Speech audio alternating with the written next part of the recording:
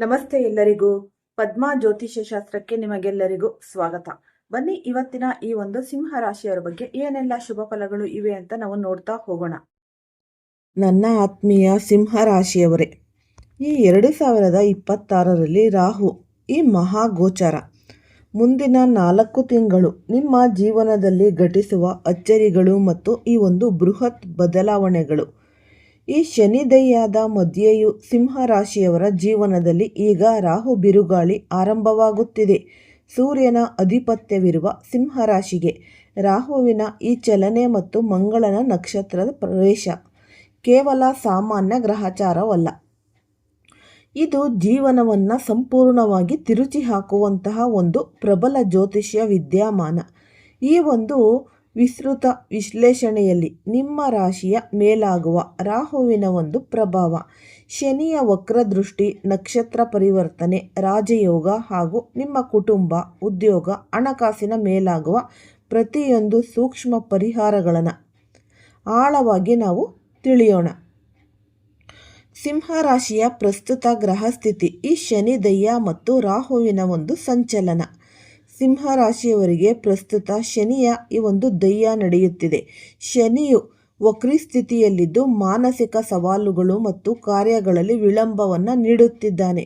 ಇದರ ನಡುವೆಯೇ ಆಗಸ್ಟ್ 2, 2026ರಂದು ಈ ಒಂದು ರಾಹು ಗ್ರಹವು ಕುಂಭರಾಶಿಯಲ್ಲಿರುವ ಧನಿಷ್ಠ ನಕ್ಷತ್ರಕ್ಕೆ ಪ್ರವೇಶ ಪಡೆದಿದೆ.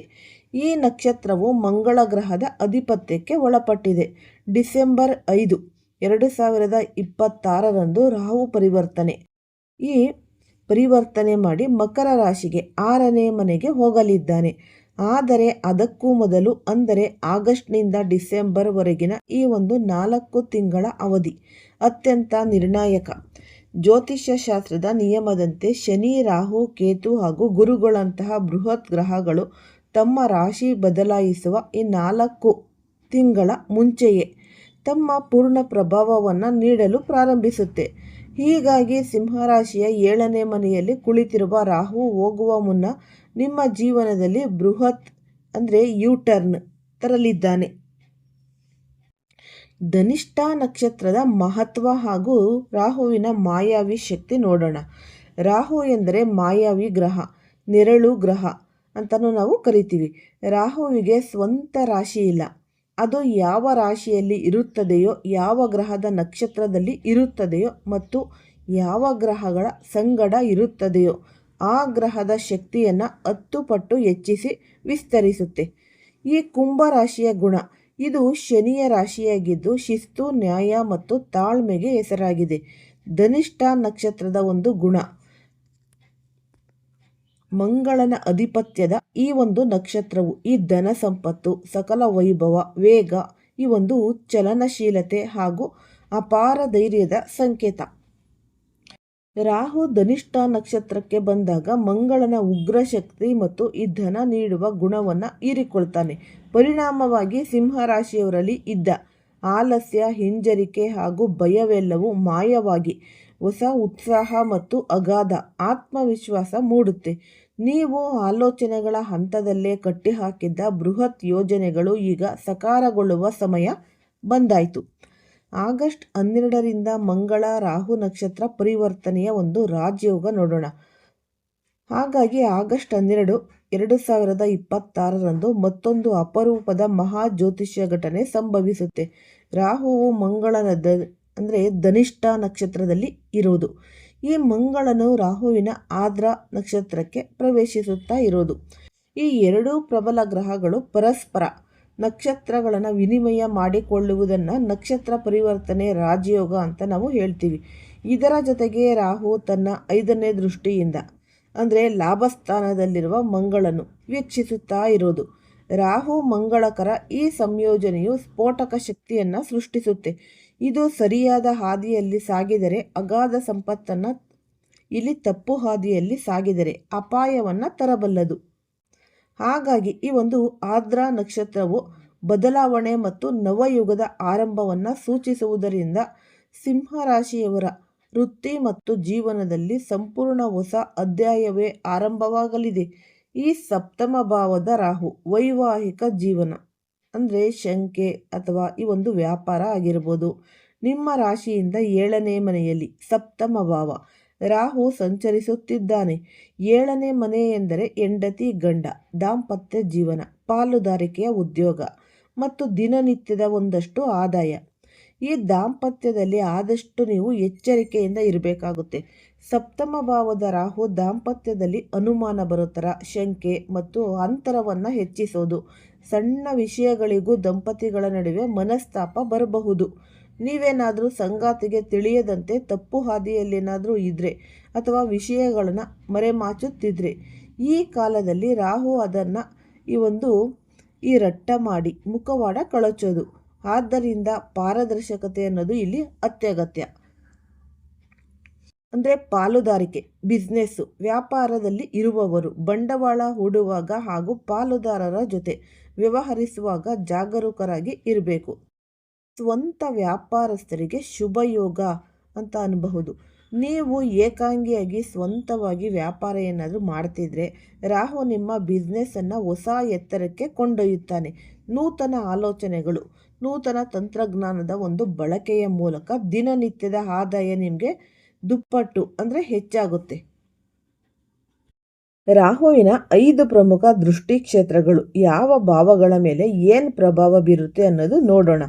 ಹಾಗಾಗಿ ಈ 6ನೇ ಮನೆ ಅಂದರೆ ಋಣರೋಗ, ಶತ್ರುಸ್ಥಾನ, ಶತ್ರು ಸಂಹಾರದ ಯೋಗ ಕೂಡ ಇದೆ. ನಿಮ್ಮ ವಿರುದ್ಧ ಕುತಂತ್ರ ಮಾಡುತ್ತಿದ್ದ ಶತ್ರುಗಳು, ಸ್ಪರ್ಧಿಗಳು ಮತ್ತು ಈ ಅಸೂಯಾಪರರು ಈ 4 ತಿಂಗಳಲ್ಲಿ ಸಂಪೂರ್ಣವಾಗಿ ಧೂಳಿಪಟವಾಗ್ತಾರೆ. ಈ ಕೋರ್ಟ್ ಕಚೇರಿ ವ್ಯಾಜ್ಯಗಳು, ಸುದೀರ್ಘ ಕಾಲದಿಂದ ನ್ಯಾಯಾಲಯದಲ್ಲಿ ತಂಗಿದ್ದ ಅಥವಾ ಕಾನೂನು ಶ್ರೇಣಿಯಲ್ಲಿದ್ದ ವ್ಯಾಜ್ಯಗಳು ಹಠಾತ್ತನೆ ನಿಮ್ಮ ಪರವಾಗಿ ತೀರ್ಪಾಗುವ ಸಾಧ್ಯತೆಗಳು ತುಂಬಾ ಹೆಚ್ಚು. ಉದ್ಯೋಗದಲ್ಲಿ ರಾಜಕೀಯ ಕೊನೆ ಅಂದರೆ ಆಫೀಸಿನಲ್ಲಿ ನಿಮಗಿದ್ದ ಶ್ರೇಯಸ್ಸು ಸಿಗದಂತೆ ತಡೆಯುತ್ತಿದ್ದ ಉದ್ಯೋಗ, ರಾಜಕೀಯಕ್ಕೆ ಈ ರಾಹು ತಿಲಾಂಜಲಿ ಇಡಲಿದ್ದಾನೆ. ಈ ಸಾಲ ಮುಕ್ತಿ, ಹಳೆಯ ಸಾಲಗಳನ್ನು ನಿಮಗೆ ತೀರಿಸಲು ನೂತನ ಆದಾಯದ ಮಾರ್ಗಗಳು ತೆರೆದುಕೊಳ್ಳುತ್ತೆ. 7ನೇ ಮನೆ ಅಂದರೆ ದಂಪತಿ ಮತ್ತು ಈ ಸಾರ್ವಜನಿಕ ಸಂಬಂಧ. ಇಲ್ಲಿ ರಾಹು ಸ್ವತಃ ವಿರಾಜಮಾನನಾಗಿ ಇರೋದು. ನಿಮ್ಮ ಸಾರ್ವಜನಿಕ ವರ್ಚಸ್ಸು ಮತ್ತು ಈ ಜನಪ್ರಿಯತೆ ಹೆಚ್ಚಾಗುತ್ತೆ. ಸಮಾಜದಲ್ಲಿ ಹೊಸ ಪ್ರಭಾವಿ ವ್ಯಕ್ತಿಗಳ ಪರಿಚಯವಾಗುತ್ತೆ. ಆದರೆ ಕುಟುಂಬ ಮತ್ತು ದಾಂಪತ್ಯದಲ್ಲಿ ಕಟ್ಟುನಿಟ್ಟಾದ ಶಿಸ್ತು ಹಾಗೂ ನಂಬಿಕೆಯನ್ನು ಕಾಯ್ದುಕೊಳ್ಳುವುದು ಇಲ್ಲಿ ಕಡ್ಡಾಯ. 11ನೇ ಮನೆ ಆದಾಯ ಮತ್ತು ಲಾಭಸ್ಥಾನ. ರಾಹುವು ತನ್ನ 5ನೇ ಅಮೃತ ದೃಷ್ಟಿಯಿಂದ 11ನೇ ಮನೆಯನ್ನು ನೋಡುತ್ತಾ ಇರೋದು. ಅಪಾರ ಧನಲಾಭ ಮತ್ತು ಈ ಬಿಸ್ನೆಸ್ನಲ್ಲಿ ನಿರೀಕ್ಷೆಗೂ ಮೀರಿದ ಆದಾಯ ಹರಿದು ಬರುತ್ತೆ. ನಿಮ್ಮ ಮನಸ್ಸಿನಲ್ಲಿದ್ದ ಬಹುದಿನಗಳ ಆಸೆಗಳು, ಕನಸುಗಳು ನನಸಾಗುವ ಸಮಯ ಕೂಡ ಇದು.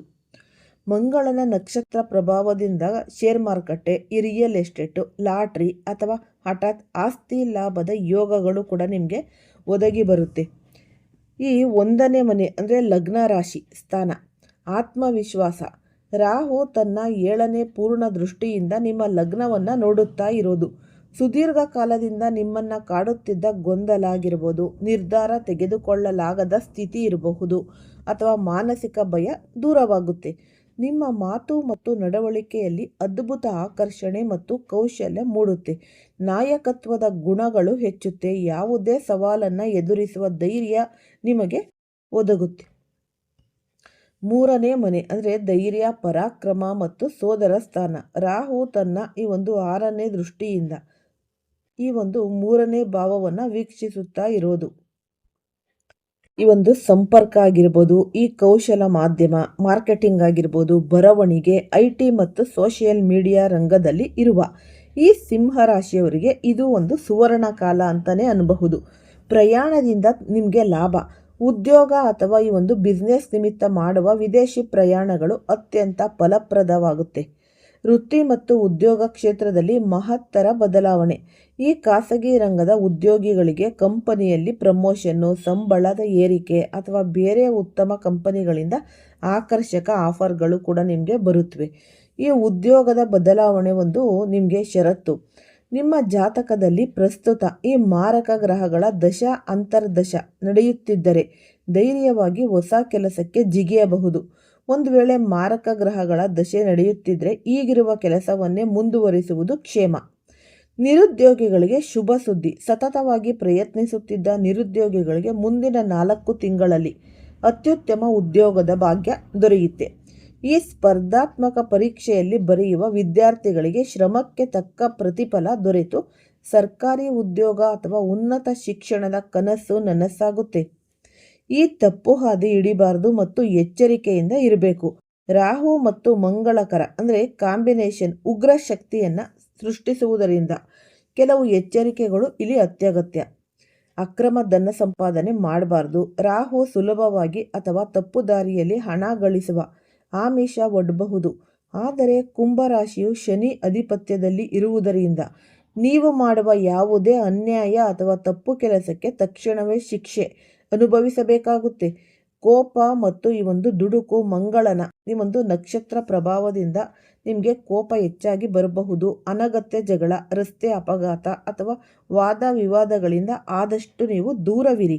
ಆರೋಗ್ಯದ ಕಾಳಜಿ ವಹಿಸಬೇಕು. ಹೊಟ್ಟೆಗೆ ಸಂಬಂಧಿಸಿದ ತೊಂದರೆಗಳಾಗಿರ್ಬೋದು, ಈ ರಕ್ತದ ಒತ್ತಡ ಅಥವಾ ನರಗಳ ದೌರ್ಬಲ್ಯದ ಬಗ್ಗೆ ಆದಷ್ಟು ಜಾಗರೂಕರಾಗಿ ಇರಿ. ಸಿಂಹ ರಾಶಿಯವರಿಗೆ ಸರಳ ಮತ್ತು ಅತ್ಯಂತ ಪ್ರಭಾವಶಾಲಿ ಒಂದಷ್ಟು ಪರಿಹಾರಗಳು ನಾವು ಇವಾಗ ನೋಡ್ತಾ ಹೋಗೋಣ.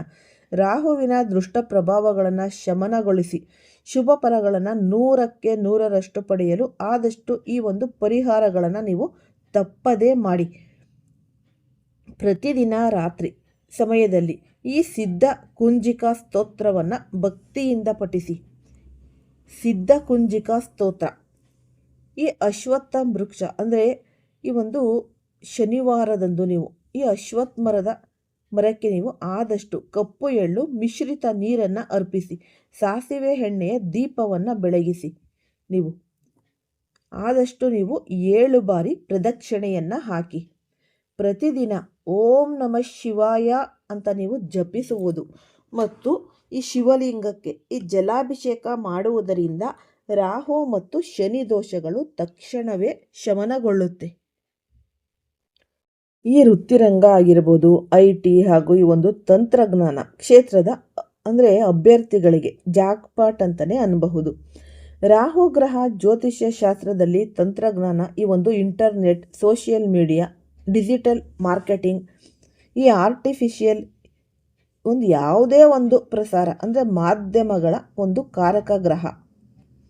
IT ಅಥವಾ ಈ ಒಂದು ಸಾಫ್ಟ್ವೇರ್ ಕ್ಷೇತ್ರದಲ್ಲಿ ಇರುವವರಿಗೆ ಧನಿಷ್ಠ ನಕ್ಷತ್ರಕ್ಕೆ ರಾಹುವಿನ ಪ್ರವೇಶದಿಂದಾಗಿ ಈ ಒಂದು ಕ್ಷೇತ್ರದಲ್ಲಿ ಕಾರ್ಯವನ್ನು ನಿರ್ವಹಿಸುತ್ತಿರುವ ಸಿಂಹ ರಾಶಿಯವರಿಗೆ ಭಾರಿ ಪ್ರಮಾಣದ ಬಡ್ತಿ, ಈ ವಿದೇಶಿ ಪ್ರಾಜೆಕ್ಟ್ಗಳು ಹಾಗೂ ಹೊಸ ತಾಂತ್ರಿಕ ಕೌಶಲ್ಯಗಳು ಕಲಿಯುವ ಸುವರ್ಣಾವಕಾಶ ಲಭಿಸುತ್ತೆ. ಈ ಸೋಷಿಯಲ್ ಮೀಡಿಯಾ ಒಂದು ಕ್ರಿಯೇಟರ್ಸ್ ಹಾಗೂ ಯೂಟ್ಯೂಬರ್ಸ್ಗಳಿಗೆ ನಿಮ್ಮ ಕಂಟೆಂಟ್ ಹಾಗೂ ಮಾತು ಜನರನ್ನು ಆಕರ್ಷಿಸುತ್ತೆ. ರಾತ್ರೋರಾತ್ರಿ ಒಂದು ಸಬ್ಸ್ಕ್ರೈಬ್ ಬರಬಹುದು ಅಥವಾ ಜನಪ್ರಿಯತೆ ಹಠಾತ್ತನೆ ಹೆಚ್ಚಾಗುತ್ತೆ. ಈ ರಾಜಕೀಯ ಮತ್ತು ಈ ಒಂದು ಸಾರ್ವಜನಿಕ ರಂಗ. ರಾಹು ರಾಜಕೀಯದ ಒಂದು ಮಾಸ್ಟರ್ ಮೈಂಡ್ ಅಂತ ಅನ್ನಬಹುದು. ಸಾರ್ವಜನಿಕ ಕ್ಷೇತ್ರದಲ್ಲಿ ಗುರುತಿಸಿಕೊಂಡಿರುವ ಈ ಸಿಂಹ ರಾಶಿಯ ನಾಯಕರಿಗೆ ದೊಡ್ಡ ಮಟ್ಟದ ಒಂದು ಹುದ್ದೆ ಅಥವಾ ಚುನಾವಣೆಯಲ್ಲಿ ಅನಿರೀಕ್ಷಿತ ತಿರುವು ದೊರೆತು ವಿಜಯ ಒಲಿಯಲಿದೆ. ಆರ್ಥಿಕ ಪ್ರಗತಿ, ಶೇರ್ ಮಾರುಕಟ್ಟೆ ಅಥವಾ ಈ ಒಂದು ಹಠಾತ್ ಧನ ಲಾಭ ಆಗಬಹುದು. ಈ ಕುಂಭರಾಶಿಯ ಧನಿಷ್ಠ ನಕ್ಷತ್ರ ಮತ್ತು ಮಂಗಳನ ಆರ್ದ್ರ ನಕ್ಷತ್ರದ ಸಂಯೋಜನೆ ಹಣಕಾಸಿನ ಕ್ಷೇತ್ರದಲ್ಲಿ ಮಹತ್ತರ ತರಂಗಗಳನ್ನು ಸೃಷ್ಟಿ ಮಾಡುತ್ತೆ. ಹೂಡಿಕೆಯಿಂದ ಅಗಾಧ ಲಾಭ ಬರಬಹುದು. ನೀವು ಹಿಂದೆ ಮಾಡಿದ ಹೂಡಿಕೆಗಳು ಅಥವಾ ಭೂಮಿ, ಆಸ್ತಿ ಮಾರಾಟದಿಂದ ಈ ಒಂದು 4 ತಿಂಗಳಲ್ಲಿ ಅನಿರೀಕ್ಷಿತ ರೀತಿಯಲ್ಲಿ ಭಾರೀ ಲಾಭ ಹರಿದು ಬರುತ್ತೆ. ಹಾಗಾಗಿ ಈ ಒಂದು ಶೇರು ಮಾರುಕಟ್ಟೆ ಆಗಿರಬಹುದು, ಈ ಒಂದು ಶಾರ್ಟ್ ಟರ್ಮ್ ಟ್ರೇಡಿಂಗ್ ಅಥವಾ ರಿಸ್ಕ್ ಇರುವ ಹೂಡಿಕೆಗಳಲ್ಲಿ ಆದಷ್ಟು ಜಾಗರೂಕತೆಯಿಂದ ಹೆಜ್ಜೆ ಇಟ್ಟರೆ ಅಗಾಧ ಲಾಭ ಗಳಿಸಬಹುದು. ಆದರೆ ಅತಿಯಾದ ದುರಾಸೆಗೆ ಬಿದ್ದು ಎಲ್ಲವನ್ನು ಒಂದೇ ಕಡೆ ಹೂಡುವುದು ತುಂಬಾ ಅಪಾಯಕಾರಿ. ಈ ಸಿಲುಕಿಕೊಂಡಿದ್ದ ಹಣದ ಒಂದು ವಾಪಸಾತಿ. ಯಾರಾದರೂ ನಿಮ್ಮ ಹಣ ಈ ಬಾಕಿ ಇರಿಸಿಕೊಂಡಿದ್ರೆ ಅಥವಾ ಬಿಸ್ನೆಸ್ನಲ್ಲಿ ಬರಬೇಕಾಗಿದ್ದ ಬಾಕಿ ಮೊತ್ತ ಈ ಒಂದು ಅವಧಿಯಲ್ಲಿ ನಿಮ್ಮ ಕೈ ಸೇರುತ್ತೆ. ಆರೋಗ್ಯ ಮತ್ತು ಗೃಹ ವಾತಾವರಣದ ಆಳವಾದ ಒಂದು ವಿಶ್ಲೇಷಣೆಯನ್ನು ನಾವು ನೋಡೋಣ. ಈ ಆರೋಗ್ಯದ ಒಂದು ರಕ್ಷಣೆ. ಶನಿಯ ವಕ್ರಿ ಗೋಚಾರ ಹಾಗೂ ರಾಹುವಿನ ಪ್ರಭಾವದಿಂದಾಗಿ ದೈಹಿಕ ಆಯಾಸ, ನಿದ್ರಾಹೀನತೆ ಮತ್ತು ರಕ್ತದ ಒತ್ತಡ ಸಮಸ್ಯೆಗಳು ತಲೆದೂರಬಹುದು. ಪ್ರತಿದಿನ ಯೋಗ ಅಥವಾ ಈ ಒಂದು ಧ್ಯಾನ ಮಾಡುವುದು ಮಾನಸಿಕ ಶಾಂತಿಗೆ ಅತ್ಯಗತ್ಯ. ಕುಟುಂಬದಲ್ಲಾಗುವ ಬದಲಾವಣೆಗಳು, ಈ ಮನೆ ಆಗಿರ್ಬೋದು, ನಿರ್ಮಾಣ ಅಥವಾ ಗೃಹ ನವೀಕರಣದ ಕೆಲಸಗಳನ್ನು ಆರಂಭಿಸಲು ಇದು ಸೂಕ್ತ ಸಮಯ. ಹಿರಿಯರ ಆರೋಗ್ಯದ ಬಗ್ಗೆ ಸ್ವಲ್ಪ ಹೆಚ್ಚಿನ ನಿಗಾ ವಹಿಸುವುದು ಒಳಿತು. ಸಿಂಹರಾಶಿಯ ನೀವು ಆತ್ಮೀಯರೇ, ಏನಪ್ಪ ಅಂದರೆ ರಾಹುವಿನ ಈ ಚಲನೆ ನಿಮಗೆ ಹೆದರಲು ಅಲ್ಲ, ಬದಲಿಗೆ ನಿಮ್ಮ ಆಂತರಿಕ ಶಕ್ತಿಯನ್ನು ಜಾಗೃತಗೊಳಿಸಲು ಬಂದಿರೋದು. ಸೂರ್ಯನಂತೆ ಪ್ರಕಾಶಿಸುವ ನಿಮ್ಮ ರಾಶಿಗೆ ರಾಹುವಿನ ಧೈರ್ಯ ಮತ್ತು ಮಂಗಳನ ಕ್ರಿಯಾಶೀಲತೆ ಜೊತೆಯಾದರೆ ಸಾಧಿಸಲಾಗದ್ದು ಯಾವುದೂ ಇಲ್ಲ. ನಿಯಮಿತವಾಗಿ ಈ ಒಂದು ದೈವಿಕ ಆರಾಧನೆಯನ್ನು ಮಾಡಿ, ಅನ್ಯಾಯದ ಹಾದಿ ತುಳಿಯದೆ ಸತ್ಕರ್ಮಗಳನ್ನು ಮಾಡುತ್ತಾ ಮುನ್ನಡೆಯಿರಿ. ಈ ಒಂದು 4 ತಿಂಗಳು ನಿಮ್ಮ ಜೀವನದ ಸುವರ್ಣ ಅಧ್ಯಾಯಕ್ಕೆ ಅಡಿಪಾಯ ಅನ್ನೋದು ಹಾಕುತ್ತೆ. ಈ ಆಗಸ್ಟ್ 12ರ ಈ ಒಂದು ನಿರ್ದಿಷ್ಟ ದಿನಾಂಕ ಕೇವಲ ಮತ್ತೊಂದು ಸಾಧಾರಣ ದಿನ ಅಂತ ಅನ್ನಲ್ಲ, ಬದಲಾಗಿ ಆಕಾಶ ಮಂಡಲದಲ್ಲಿ ಅಪರೂಪದ ಗ್ರಹಗಳ ಸಂಯೋಜನೆ, ಅಮಾವಾಸ್ಯೆಯ ತಿಥಿ, ಈ ಪುಣ್ಯ ನಕ್ಷತ್ರದ ಪವಿತ್ರ ಸ್ಪಂದನ ಹಾಗೂ ಸೂರ್ಯಗ್ರಹಣದ ವೈಚಾರಿಕ ಪ್ರಭಾವಗಳು ಒಂದಕ್ಕೊಂದು ಹೆಣೆದುಕೊಂಡು ಅಗಾಧವಾದ ಶಕ್ತಿಯನ್ನು ಸೃಷ್ಟಿಸುತ್ತಿರುವ ಈ ದಿನ. ಆದ್ದರಿಂದ ಸಿಂಹರಾಶಿಯ ಅಧಿಪತಿಯಾದ ಸೂರ್ಯದೇವನ ಅನುಗ್ರಹ ಪಡೆಯಲು ಮತ್ತು ಈ ದಿನದ ಈ ಒಂದು ಆದಷ್ಟು ನೀವು ಈ ಒಂದು ಶ್ರಾವಣ ಮಾಸದ ಕೃಷ್ಣ ಪಕ್ಷದ ಪವಿತ್ರ ಅಮಾವಾಸ್ಯೆ ತಿಥಿ ಅಂತಲೇ ಅನ್ಬಹುದು. ನವಗ್ರಹಗಳ ಪೈಕಿ ಪಿತೃಕಾರಕನಾದ ಸೂರ್ಯ ಮತ್ತು ಮನಃಕಾರಕನಾದ ಚಂದ್ರ ಒಂದೇ ರಾಶಿಯಲ್ಲಿ ಒಂದೇ ಬಿಂದುವಿನಲ್ಲಿ ಸಂಧಿಸುವ ಕತ್ತಲೆಯ ರಾತ್ರಿಯ ಸಂಕೇತವೇ ಅಮಾವಾಸ್ಯೆ. ಇದು ಆಧ್ಯಾತ್ಮಿಕ ಸಾಧನೆಗೆ ಅತ್ಯುತ್ತಮ, ಆದರೆ ಲೌಕಿಕ ಕಾರ್ಯಗಳಿಗೆ ಎಚ್ಚರಿಕೆಯ ಒಂದು ದಿನ. ಇಂದಿನ ನಕ್ಷತ್ರ ಬಂದು ಈ ಪುಷ್ಯ ನಕ್ಷತ್ರ. ಈ ಜ್ಯೋತಿಷ್ಯ ಗ್ರಂಥಗಳಲ್ಲಿ ಪುಷ್ಯ ನಕ್ಷತ್ರವನ್ನು ನಕ್ಷತ್ರಗಳ ರಾಜ ಎಂದು ನಾವು ಕರಿತೀವಿ. ಇದು ಈ ಒಂದು ಪೋಷಣೆ, ಧರ್ಮ, ಕರ್ತವ್ಯ ಮತ್ತು ಸತ್ಕರ್ಮಗಳನ್ನು ನೀಡುವ ಬೃಹಸ್ಪತಿ ಗುರು ಅಧಿಪತ್ಯವನ್ನು ಹೊಂದಿರುವ ಅತ್ಯಂತ ಶ್ರೇಷ್ಠ ನಕ್ಷತ್ರ. ಈ ಭಾರತದಲ್ಲಿರುವ ಸಿಂಹರಾಶಿಯ ಜಾತಕರು ದೇವಾಲಯದ ಬಾಗಿಲುಗಳನ್ನು ಮುಚ್ಚುವ ಅಥವಾ ಈ ಪೂಜಾ ಕಾರ್ಯಕ್ರಮಗಳನ್ನು ಸ್ಥಗಿತಗೊಳಿಸುವ ಅಗತ್ಯವಿಲ್ಲ. ನಿಮ್ಮ ದಿನನಿತ್ಯದ ದೇವಾರ್ಚನೆ, ಈ ಜಪ, ತಪ, ದೇವಸ್ಥಾನ ದರ್ಶನಗಳನ್ನು ಯಾವುದೇ ತಡೆಯಿಲ್ಲದೆ ಮುಂದುವರಿಸಬಹುದು. ಯಾವುದೇ ರೀತಿಯ ಅನಗತ್ಯ ಭಯ, ಆತಂಕ ಅಥವಾ ಗೊಂದಲಗಳಿಗೆ ಒಳಗಾಗುವ ಅಗತ್ಯ ಕೂಡ ಇಲ್ಲ. ಈ ಗ್ರಹಣದ ಒಂದು ಗೋಚರವಾಗದಿದ್ರೂ ಸಹ ಸೌರಮಂಡಲದ ಶಕ್ತಿ ಮಟ್ಟದಲ್ಲಿ ಸೂಕ್ಷ್ಮ ಬದಲಾವಣೆಗಳು ಸಂಭವಿಸುತ್ತವೆ. ಸೂರ್ಯನು ಆತ್ಮಕಾರಕನಾಗಿ ಇರುವುದರಿಂದ ಸಿಂಹರಾಶಿಯವರು ಇಂದು ತಮ್ಮ ಅಂತರಂಗದ ಶುದ್ಧೀಕರಣಕ್ಕೆ, ಧ್ಯಾನಕ್ಕೆ ಮತ್ತು ಮೌನಕ್ಕೆ ಹೆಚ್ಚಿನ ಆದ್ಯತೆಯನ್ನು ನೀಡುವುದು ಶ್ರೇಯಸ್ಕರ ಅಂತಲೇ ಅನ್ನಬಹುದು. ಈ ಸಿಂಹರಾಶಿಯ ಜಾತಕದವರಿಗೆ ಚಂದ್ರನ ಸಂಚಾರ ನಿಮ್ಮ ರಾಶಿಯಿಂದ 12ನೇ ಮನೆಯಾದ ದ್ವಾದಶ ಭಾವ ಈ ಕರ್ಕಾಟಕ ರಾಶಿಯಲ್ಲಿ ಸಂಭವಿಸುತ್ತೆ. ಈ ಜ್ಯೋತಿಷ್ಯದಲ್ಲಿ 12ನೇ ಮನೆಯನ್ನು ವ್ಯಯಭಾವ ನಕ್ಷತ್ರ ಅಂತ ನಾವು ವಿದೇಶ ಪ್ರಯಾಣ ಅಂತ ಹೇಳಬಹುದು. ನನ್ನ ಆತ್ಮೀಯ ಸಿಂಹರಾಶಿಯವರೇ, ಏನೆಲ್ಲ ಶುಭ ಫಲಗಳು ನಿಮಗೆ ದೊರಕುತ್ತೆ ಅನ್ನೋದು ನಾನು ಈಗಾಗಲೇ ತಿಳಿಸ್ಕೊಟ್ಟಿದ್ದೀನಿ. ಈ ವಿಡಿಯೋನ ಫಸ್ಟಿಂದ ಹಿಡಿದು ಕೊನೆ ತನಕ ಸ್ಕಿಪ್ ಮಾಡ್ದಲೇ ನೋಡಿದ್ರೆ ತುಂಬಾ ಉಪಯುಕ್ತವಾದ ಮಾಹಿತಿ ನಿಮಗೆ ಲಭಿಸುತ್ತೆ. ಈ ವಿಡಿಯೋ ಇಷ್ಟ ಆಗಿದ್ದಲ್ಲಿ ಪುಟ್ಟದೊಂದು ಲೈಕ್ ಕೊಡೋದನ್ನ ಮರಿಬೇಡಿ. ಈ ರಾಶಿಯವರು ಯಾರೆಲ್ಲ ಇದ್ದೀರಾ ಅವರು ಹೆಚ್ಚಾಗಿ ಈ ವಿಡಿಯೋನ ಎಲ್ಲರಿಗೂ ಕೂಡ ಶೇರ್ ಮಾಡಿ. ಓಂ ಶ್ರೀ ಶನೇಶ್ವರಾಯ ನಮಃ ಅಂತ ಕಮೆಂಟ್ ಬಾಕ್ಸ್ನಲ್ಲಿ ಕಮೆಂಟನ್ನು ಹಾಕಿ. ಸರ್ವೇ ಜನ ಸುಖಿನೋ ಭವಂತು. ಎಲ್ಲರಿಗೂ ಸಹ ಧನ್ಯವಾದಗಳು.